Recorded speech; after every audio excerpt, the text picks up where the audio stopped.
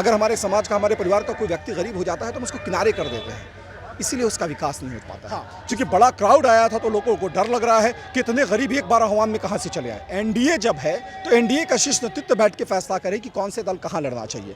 ये कैंडिडेट का सिलेक्शन ही गलत। हमारे नेता यही कहते हैं कि हम रोटी कपड़ा मकान देंगे, 75 साल में वो काम नहीं कर पाए। बिहार के पूर्व मुख्यमंत्री जीतन राम मांझी ने गरीब चेतना सम्मेलन को संबोधित किया। हजारों की संख्या में हम समर्थक पहुंचे थे। पटना के एसके मेमोरियल हॉल खचाखच भरा दिखा।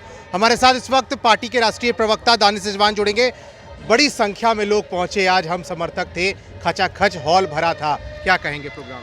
देखिए, निसंदेह हमने गरीबों को आह्वान किया था कि गरीब हमारे जो कार्यकर्ता हैं वो सम्मेलन में जुटे। हम उनके बात, उनके हक और हुकूक की बातचीत करेंगे। हमारे नेता श्री जीतन राम मांझी जी के आह्वान पर गरीब चेतना सम्मेलन का हमने आयोजन किया।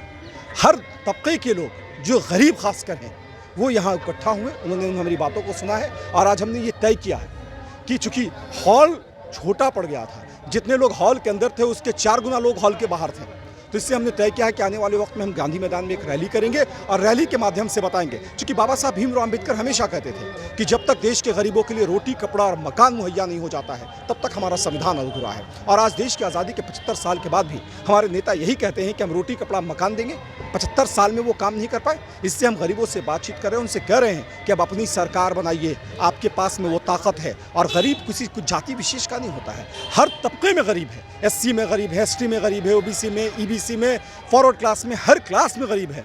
लेकिन गरीबों को नेतृत्व देने वाला कोई नहीं है। अगर हमारे समाज का, हमारे परिवार का कोई व्यक्ति गरीब हो जाता है तो हम उसको किनारे कर देते हैं, इसीलिए उसका विकास नहीं हो पाता है। तो इससे हमारे नेता ने तय किया है कि तमाम समाज का वो तबका जो समाज से अलग हो गया है, हम उनको उठाएंगे, उनके विकास की बातचीत करेंगे, उनको विकसित करने की कोशिश का प्रयास करेंगे। गरीब चेतना सम्मेलन को कई राजनीतिक दलों के लोग कह रहे हैं कि जीतन राम मांझी ने इसे शक्ति प्रदर्शन किया है। ये कोई शक्ति प्रदर्शन नहीं है। हम गांव जवार की बातचीत कर रहे हैं, बेरोजगारी की बातचीत कर रहे हैं, गरीब की बातचीत कर रहे हैं, गरीबों के मकान की बातचीत कर रहे हैं, शिक्षा की बात कर रहे हैं, भोजन की व्यवस्था की बातचीत कर रहे हैं। ये कोई शक्ति प्रदर्शन नहीं था। हाँ, चूंकि बड़ा क्राउड आया था तो लोगों को डर लग रहा है कि इतने गरीब एक बार आह्वान में कहां से चले आए।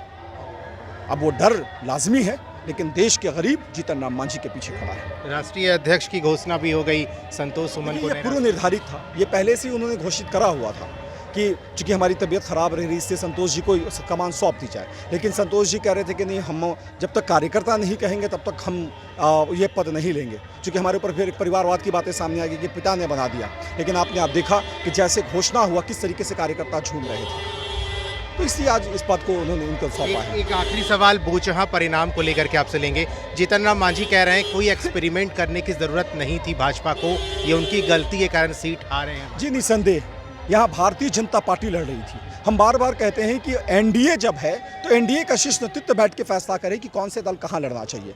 ये कैंडिडेट का सिलेक्शन ही गलत था। अगर ये परिपाटी रहा है, और ये परिपाटी हमेशा रहा है कि जो कैंडिडेट या कोई एमएलए या कोई एमएलसी या कोई एमपी का देहांत हो जाता है तो उनके परिवार का कोई सदस्य चुनाव लड़ता है, एक सिंपैथिक वोट भी होता है। लेकिन आपने उसके परिवार को दरकिनार कर दिया, खामियाजा तो भुगतना था। और कम से कम आप सीट घोषित करने से पहले एनडीए के तमाम दलों के नेताओं से बातचीत कर लेते कि आप किसको कैंडिडेट बना रहे हैं। आपने कोई बातचीत नहीं किया, खुद से एजेंडा साबित कर दिया कि भाई ये हमारा कैंडिडेट हो, तो लड़िए, परिणाम जनता ने दे दिया। चलिए, दानिश रिजवान साथ में जुड़े थे और कई बातों को लेकर के उन्होंने जवाब दिया है। अब बात करें गरीब चेतना सम्मेलन जो राष्ट्रीय अध्यक्ष जीतन राम मांझी ने आज किया। हम समर्थक बड़ी तादाद में पहुंचे थे। साथ ही साथ बोचहा परिणाम को लेकर भी दानिश रिजवान ने जवाब दिया है कि ये भाजपा की गलत नीति के कारण इस तरह के परिणाम सामने आए हैं। और फर्स्ट बिहार के साथ बने रहे। लोग यहाँ दिल्ली बंबई में घर पर घर खरीदते जा रहे हैं, और एक ये साहब है कि अपना घर बेच दिए। वाह, रिटायरमेंट का पूरा पैसा लगा दिए थे दिल्ली में घर लेने के लिए। अरे बाबूजी, तो अपना एक नया घर खरीद भी तो रहे हैं ना। नया घर खरीद रहे हैं? कहाँ? पूर्णिया में। पूर्णिया में? हाँ। अरे बाबूजी, दिल्ली बंबई में घर खरीदना अच्छी बात है, लेकिन अपने घर पे घर खरीदना बड़ी बात है। देखिए, पूर्णिया में पनोरमा सिटी और पनोरमा हाइट दोनों जगह का ऑप्शन उपलब्ध है। देखिए और बुक कराइए। मतलब अपने शहर में अपना घर? जी बिल्कुल। अब कीजिए घर वापसी पूर्णिया के पैनोरमा सिटी और पैनोरमा हाइट में। पैनोरमा सिटी और पैनोरमा हाइट आपके शहर में आपका अपना घर।